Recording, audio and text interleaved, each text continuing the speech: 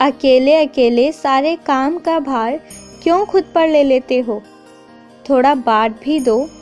सारी जिम्मेदारियाँ, सारे काम अगर तुम अपने कंधे पर लोगे तो वैसे भी कुछ लोगों को तुम्हारी कदर नहीं है और ऐसे तुम्हारी तबीयत भी खराब हो जाएगी। अच्छा सुनो, मेरे कुछ बच्चों को ऐसा लगता है कि बहुत समय से मैंने स्वप्न दर्शन नहीं दिए या मैंने दर्शन नहीं दिए, या फिर वो कुछ तो मुझसे खोज रहे हैं, और क्या खोज रहे हैं वो उन्हें भी नहीं पता।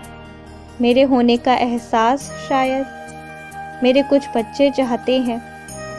अब ऐसी बात है ना कि तुम भक्ति में बहुत आगे बढ़ चुके हो।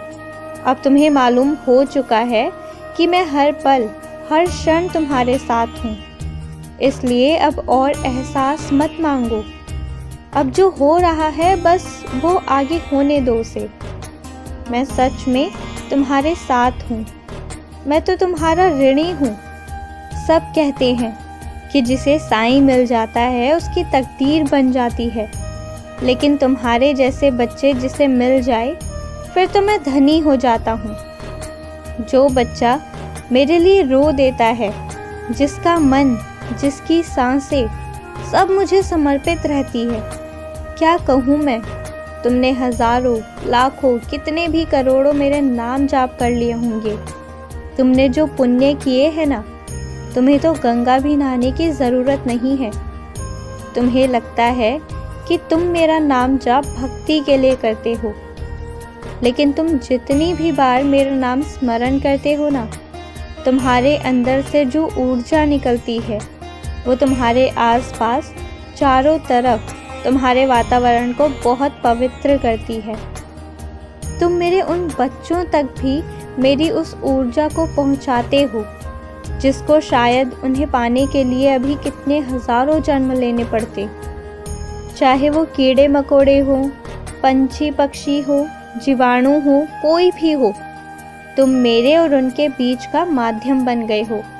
और पता है, अब तुम्हारी बनेगी उन्हीं लोगों से जो कहीं ना कहीं ईश्वर की भक्ति करते हैं, फिर चाहे वो किसी भी मजहब के क्यों ना हो, क्योंकि अब तुम्हारी प्रवृत्ति भी वैसी हो गई है।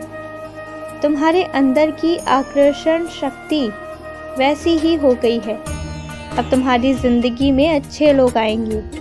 और सुनो, कुछ लोग मेरा नाम तो बहुत लेते हैं, पर उनकी वास्तविकता का जो तुम्हें अंदाज़ा है ना, वो सही है।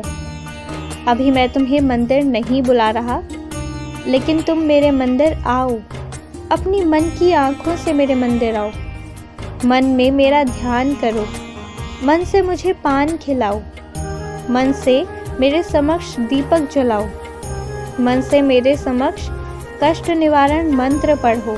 मन से आओ और फिर देखना, सबके बदले तुम्हें ही शिरडी बुलाऊंगा। पहले भी बुलाया था, पर तुम्हें बुला लूँगा। बाकी देखना पड़ेगा। जो सही रास्ते पर चलने के लिए तैयार हो जाएंगे, उन्हीं लोगों को तुम्हारे साथ बुलाऊंगा, वरना सिर्फ तुम आओगी।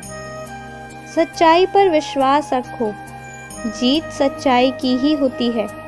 जो गलत करते हैं उन्हें सुकून की नींद तक नहीं आती, इसलिए अपने कर्मों पर विश्वास रखो। तुम जो कर रहे हो सही कर रहे हो, खुश रहो। और आजकल जो अकेले अकेले खाने लगे हो ना, पहले मुझे खिलाओ फिर खाओ।